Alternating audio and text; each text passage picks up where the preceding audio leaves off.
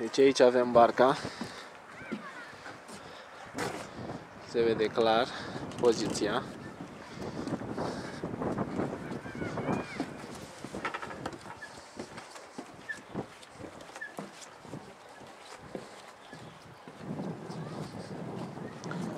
Motorul.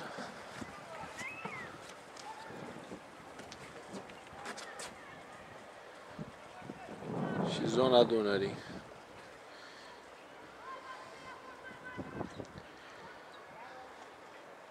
Crescută, nevoie mare. Încă 1,5 metri până la cheu.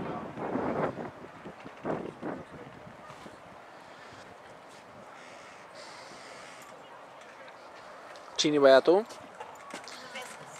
Barca noastră Fornăi. Și Fornăi. Cine-i băiatul? Cine-i băiatul care nu-mi dă atenție? Treci de acolo. Treci de acolo cazi în gârlă. Dai seama că acum poți să dai aici la chei? Ce? Ajungi la prag?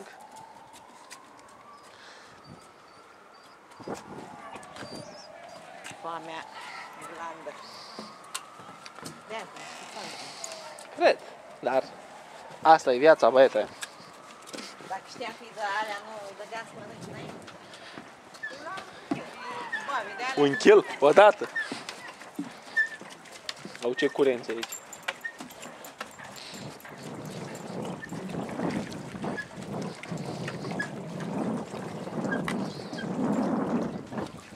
Stai, stai.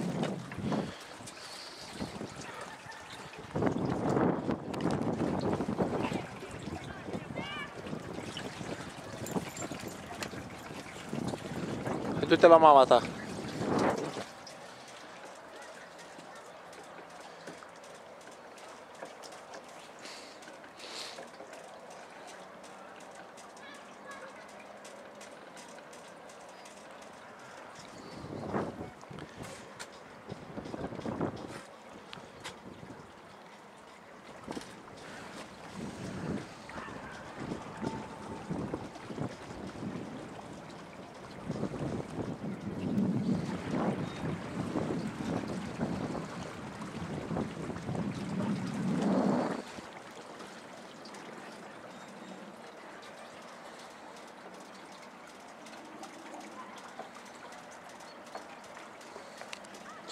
Zona portului și ca să vedeți cât de departe este. Ups.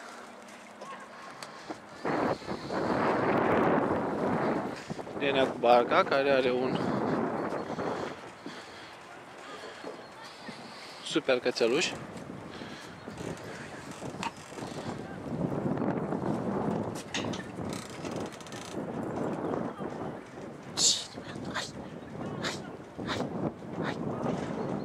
Hai băiatul! Hai băiatul!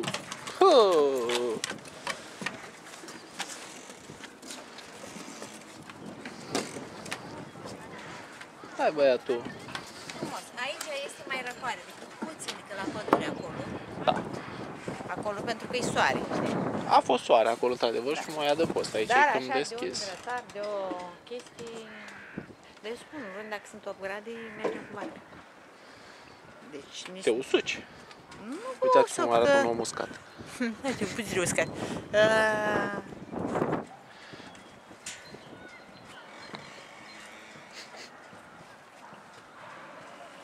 Uite, și cum era câinea mare, da, pui Deci mâna până pe în el. capăt acolo.